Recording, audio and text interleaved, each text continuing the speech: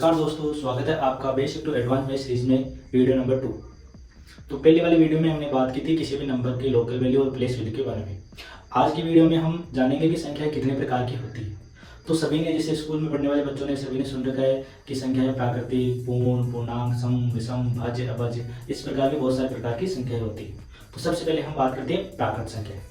तो आपको पता है कि प्राकृत संख्या जो 1 से स्टार्ट होती है, एक से जैसे 1 2 3 4 और ऐसे चलती जाती है अनंत तक। ठीक है, तो प्राकृत संख्या कौन सी होगी? जो 1 से स्टार्ट होती है और अनंत तक चलती है। तो इसमें एक क्वेश्चन क्या बनेगा कि सबसे छोटी प्राकृत संख्या कौन सी होगी? तो आप आंसर क्या दोगे? 1। इसी प्रकार आपसे ये पूछ लिया जाए कि सबसे बड़ी प्राकृत संख्या कौन सी होगी, तो आप उसका डिफाइन नहीं कर सकते। फिर आगे होती है पूर्ण संख्या। पूर्ण संख्या में क्या होता है कि जैसे प्राकृत में 1 से स्टार्ट हो रहा है, तो पूर्ण में 0 से स्टार्ट होता है। तो जो संख्या 0 से स्टार्ट होगी अनंत तक चलती है। अनंत कौन सा? प्लस अनंत तक। तो वे सभी संख्याएं पूर्ण संख्याएं होगी।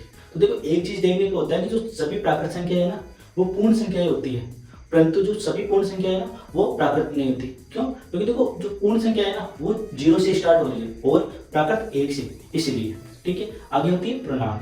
तो पूर्णांक वे संख्या है जिसमें माइनस, प्लस और 0 ये सभी संख्या एक साथ आ जाए, तो वे पूर्णांक संख्या कहलाएगी। तो इसमें एक मैं कथन कह सकता हूँ कि सभी प्राकृत व पूर्ण संख्याएं, क्या सभी प्राकृत व पूर्ण संख्याएं पूर्णांक संख्याएं होती है, ये मैं कह सकता हूँ। आगे सम संख्या। सम संख्याएं कौन सी होती है? तो आपको पता है वे संख्याएं जिसमें 2 का भाग पूरा बार जाए, वे सभी संख्याएं सम संख्याएं कहलाती है। जैसे 2 4 6 8 ऐसे।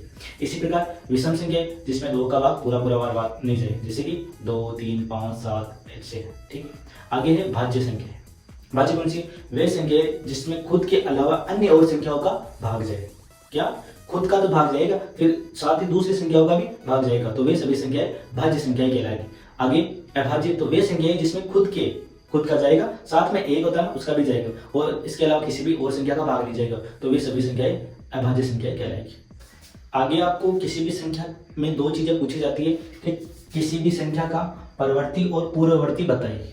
तो देखो, परवर्ती का मतलब है उस संख्या के आगे आने वाली संख्या। जैसे कि किसी भी संख्या का आपको जब भी परवर्ती पूछा जाए तो करना क्या है कि उस संख्या में आपको 1 ऐड कर देना है। कैसे? देखो, मैंने ये संख्या दी है आपको और मैंने इसके परवर्ती और पूर्ववर्ती पूछा है। देखो, परवर्ती याद करने के लिए हम इस संख्या में 1 जोड़ देंगे। तो देखो, 1 जोड़ रहा हूँ इसमें 7 6 5 और इसमें 1 जोड़ते हैं, ये भी 5 हो गया। अब देखो पूर्ववर्ती, आपको पता है पूर्व का मतलब पहले। तो देखो, इसमें से एक पहले यानी इसमें से एक कम करना है। तो देखो 9 8 7 6 5 और 3। तो किसी भी संख्या में जब ये आपको पूर्ववर्ती और परवर्ती पूछा जाए तो परवर्ती में आपको 1 ऐड करना है और पूर्ववर्ती में आपको 1 घटाना है। ठीक है, अब आगे देखो, 2 क्रम होते हैं, एक तो आरोही क्रम और एक अवरोही क्रम। आरोही क्रम में क्या करते हैं कि जो भी संख्या दी गई है उनको छोटे से बड़े क्रम में लिखते जाते हैं। क्या करते हैं कि सबसे पहले छोटी संख्या, फिर उससे बड़ी संख्या, फिर उससे बड़ी संख्या, ऐसे करते करते हम सबसे बड़ी संख्या लेके उसको क्रम में व्यवस्थित कर देते और वो हमारा क्रम आरोही क्रम कहलाता है। इसी प्रकार अवरोही में हम क्या करते हैं कि सबसे पहले बड़ी संख्या, फिर उससे छोटी संख्या, फिर उससे छोटी संख्या, फिर उससे छोटी संख्या, इस प्रकार हम लेके जो क्रम बनता है वो अवरोही क्रम कहलाता है। ठीक है, आई होप आपको बाकी सभी चीजें समझ में आ गई होगी। अगर आपको इस वीडियो के द्वारा कुछ भी सीखने को मिले तो इस वीडियो को ज्यादा से ज्यादा शेयर कीजिए और हमारे चैनल पर ज्यादा से ज्यादा जुड़िए। धन्यवाद।